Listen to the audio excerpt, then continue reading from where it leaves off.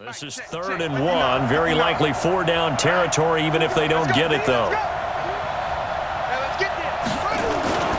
Off the play fake, Bridgewater.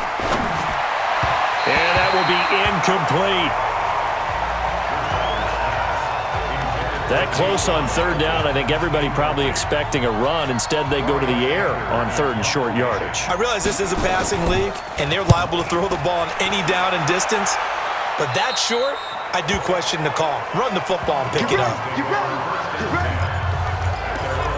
Out comes the Miami offensive unit now. They get set to take over. And they had 3 points last time, but they didn't want 3 points because they were well within range of scoring a touchdown. We'll see if they can do better now. I'm with you on that one. Let's just go ahead and be frank about the whole thing. The only one happy about the 3-point? The kicker. Exactly. He put it through the post. That's going to help him at contract time. But that offense, they're thinking, let's get in the end zone this time. I don't know if that helped him at contract time. You could have kicked that one through. I don't know about that. Toe bash. I don't know about that. Super toe.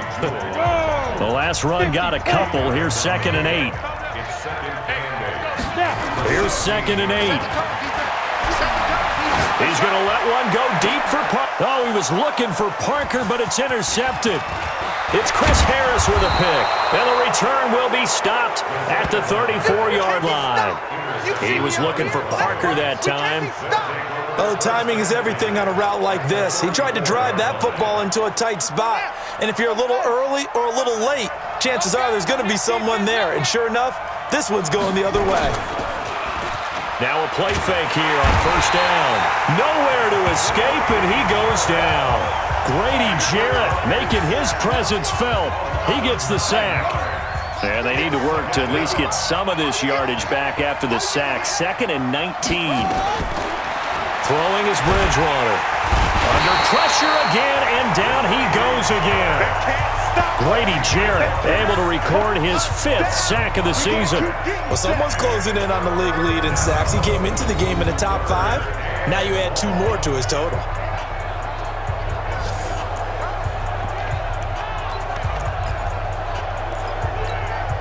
Third and long now after the sack, and we'll see if Bridgewater has a response.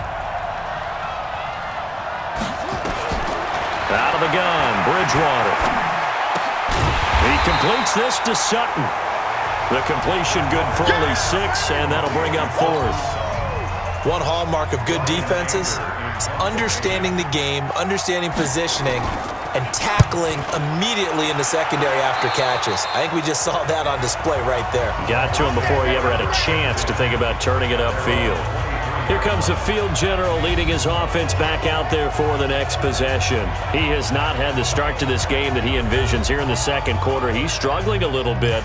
But, hey, they're in the lead right now. So kind of what's going on in his head, do you think, Charles? I think that's what he has to keep in mind. Winning the ball game is not going the way he wants in terms of his own play. But, oh, yeah, that's right, winning the ball game. So don't press. Don't try and do things outside of what's going on right now. Don't try to increase your game or get yourself right. Just make sure you continue to lead your ball club and keep them moving in the right direction. And they've got that lead so far. 1 interception for him, no touchdown passes. Call that a very strong gain of 24. There are so many things to watch for when you play defense. And reading your keys, you always hear about that, and having your eyes in the right place. Sometimes your eyes can fool you. How about that play action there? And it sprang the big guy, didn't it? Able to dump it over the top to him. Tackled by Bradley Chubb, the number 5 pick in the 2018 draft. 2nd quarter, 2 minutes remain. 3-0 our score. A reminder, coming up at halftime, we'll send you up to Orlando. Jonathan Coachman is there, and he'll have stats and scores from a busy Sunday in the NFL. Now the pass hauled in by Kenny Stills. And this is going to be another 1st down as they'll make the tackle at the Broncos' 34-yard line. And a good quarterback facing zone coverage. If he has just a little bit of time to survey the scene, that's what's going to happen. No doubt about it. If there's no pressure, he's going to continue to pick them apart because he'll have all that time to find someone open downfield. You can only cover for so long. So maybe they want to go to a zone blitz scheme, get a little bit more pressure. Remember when Carolina did that against Denver? They lost the game ultimately. They dropped the defensive end out, and he ended up with an interception in that game in Super Bowl 50. Maybe some sort of scheme like that to try and get more pressure at the passer. And a nice gain of 21 yards. This quarterback now, after the pick on the last drive, 3 for 3 to start this drive. It's 1st and 10. And he's not able to get away. Sacked back at the 22. Von Miller picks up his 2nd sack of the afternoon. It's interesting, partner, that most defenses try and guard the 35-yard line actively because they think the way kickers are nowadays, about a 52-yard field goal, they're kind of giving up points. But you get even deeper in the territory, you get into the red zone, they're going to guard it even more, which means more pressure, more blitzing. A good pickup there, 18 yards as they get closer for 3rd down. Now the Dolphins going to burn the first of their timeouts as they'll stop the clock with 26 seconds to go until halftime. 47 is the mic. On 3rd and short, Drake. Well, they hit him in the backfield, and he will not escape. And that is not going to get it done. Now the Broncos are going to call the first of their timeouts as the stoppage will come with 23 seconds to go till halftime.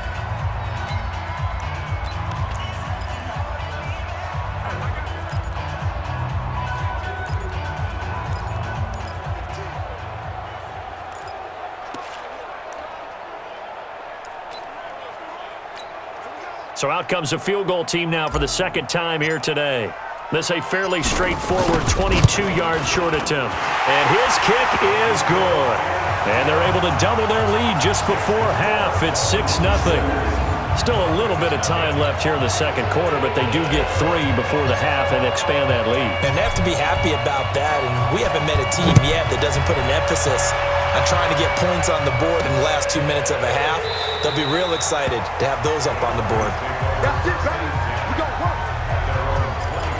Now Cortland Sutton and the rest of the offense getting ready for their next drive. You would have to think they're going to make it more of a priority to get him the football. You're losing here in the 2nd quarter. He's been really quiet. I think all we have to do, and it's too bad we can't actually see the actual play sheet now from the coordinator, because he's looking down at that and saying, okay, do I put him in different spots?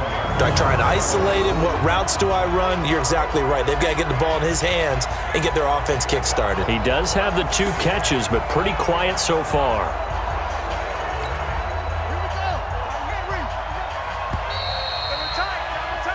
So a couple of field goals, that's all we've been able to muster through 2 quarters of play. 6-0 is our count at the break. As we go up to Orlando now and hand it over to Jonathan Coachman with our EA Sports Halftime Report. Take it away, Coach. All right, Brandon, we'll get back to you guys in a bit. But first, time for a trip around the league on this final weekend of September. We'll get started out at Arrowhead Stadium in Kansas City. And that game tied at 7 in the 2nd quarter.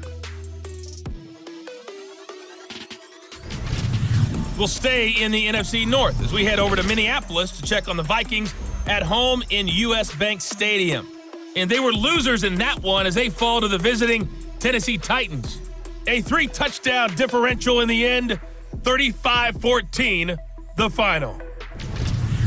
Lastly, we head to Gillette Stadium in Foxborough to check on the Patriots. And you can see there, it's the visiting L.A. Rams who have the lead in that one. 2 touchdown passes there for Jared Goff. Meanwhile, in our game, it's been a defensive struggle. Which offense can break through in the 2nd half? To find out, let's hand it over to our broadcast team of Brandon Gotten and Charles Davis. All right, Coach, thank you, and we welcome everyone back for quarter number 3. Both teams appear ready for the fight ahead, and we resume action here in quarter number 3. This will be fielded on the back line of the end zone.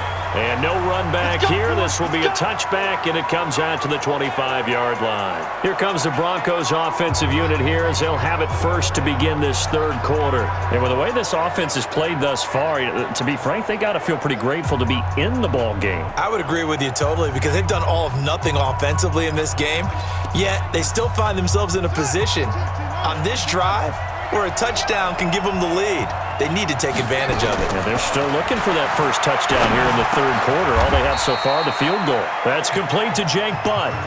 10 yards on the pickup there, and it'll be 2nd down. They still need about the length of the football here, maybe a little less as they come up on 2nd and inches. Here's Bridgewater. Nowhere to escape, and he goes down. Randy Gregory. It'll go as a loss of about 8 as he gets in there to drop him. We are seeing two really confident defenses imposing their will on these offenses in this game. Yeah, absolutely, going toe for toe. Just curious if one of these offenses can wake up a little bit. Is there any way they can find something that can pop, something big to knock them back on their heels? His first catch, and it's a pretty big one. They get the conversion on 3rd down. I think it all came together there. In-breaking route, drove it with excellent pace. Money throw right there to move the sticks.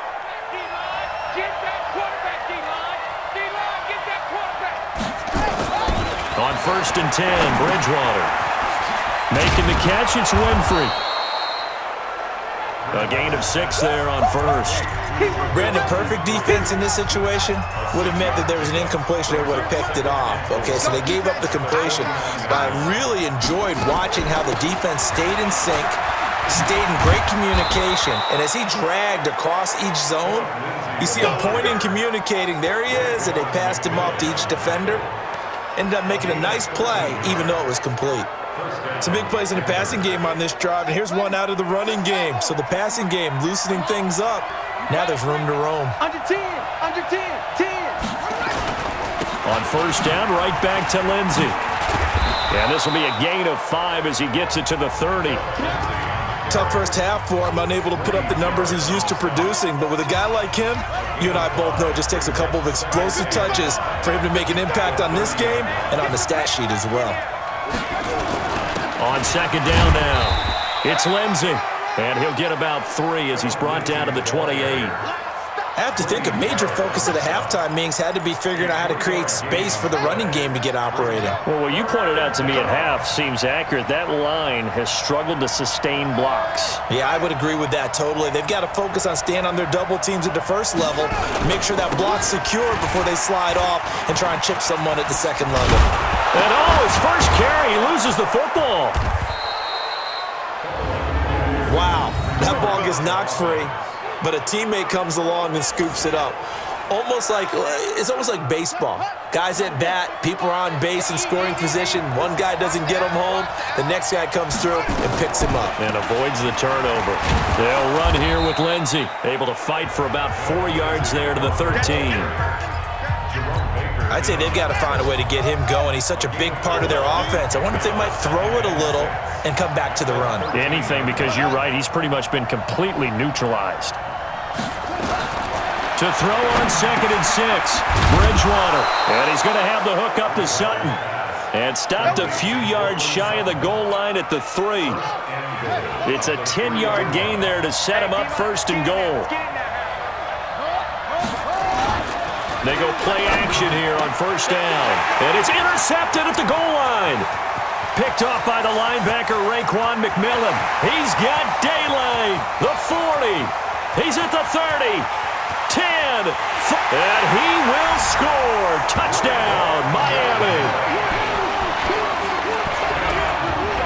So from one end zone all the way to the other. Talk about a turnaround. And how about the excitement that play generates for his team? Not just the points on the board, but the momentum and taking it from coast to coast, end zone to end zone.